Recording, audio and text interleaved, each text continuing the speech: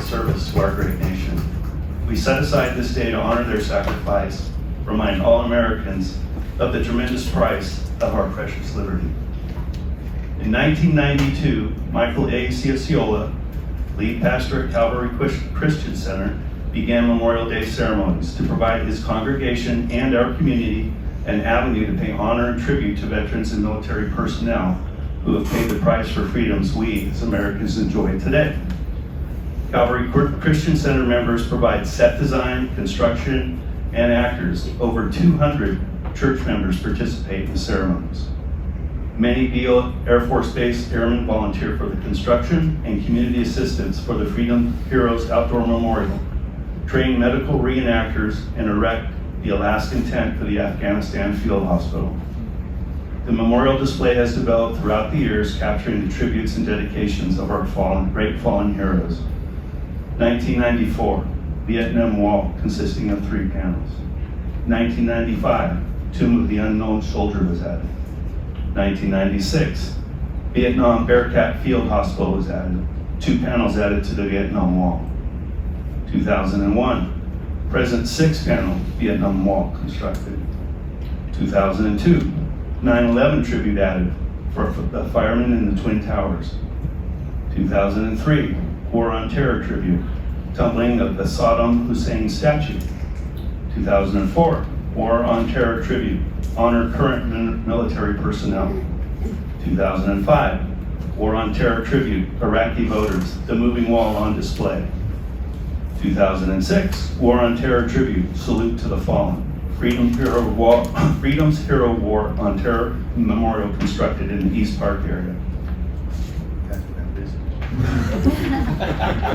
They're still busy. And there's more.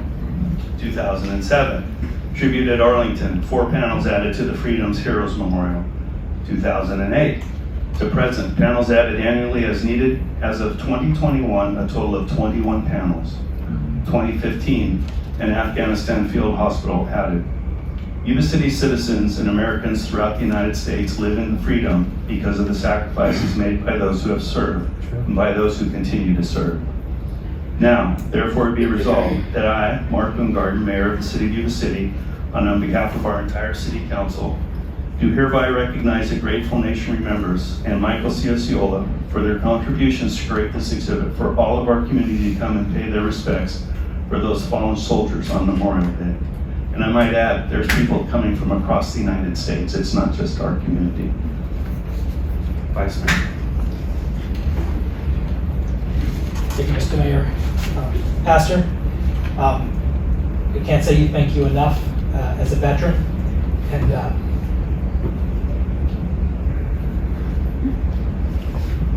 I'm trying not to do this, but I lost my father a few weeks ago. And he served in Vietnam. And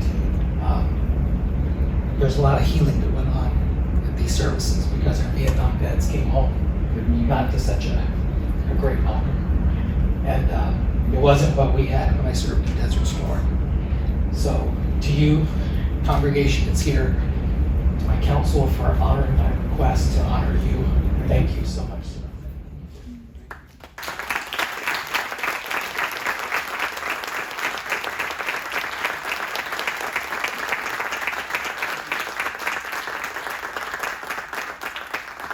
An honor to serve those who serve us.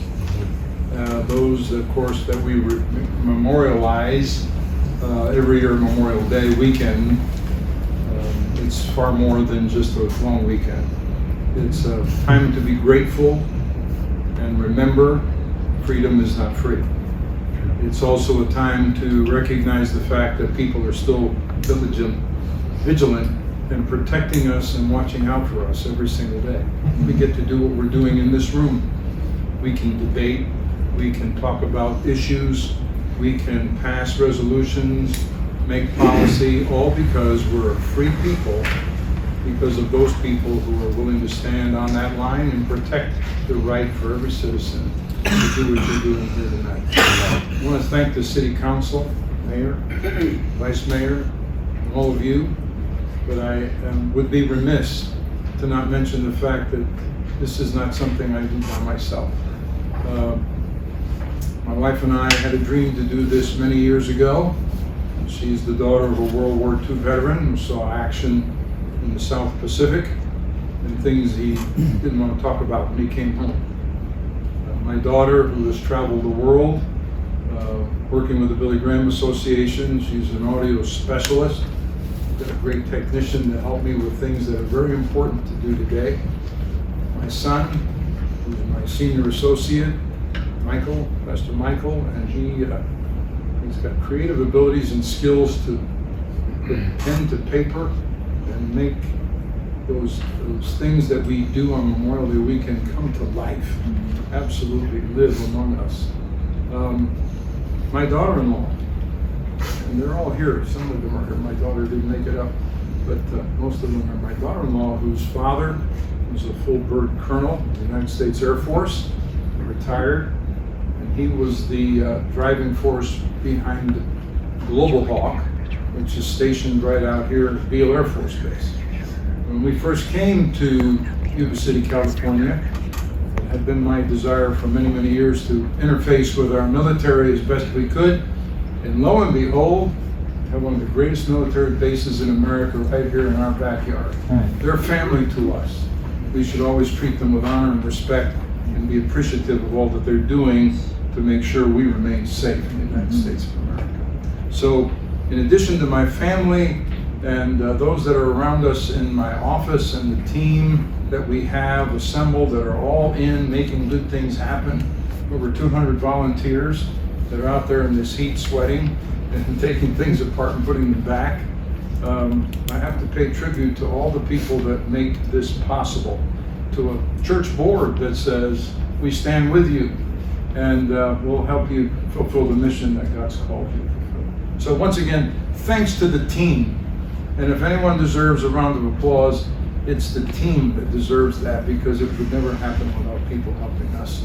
So take a moment and say thanks to them.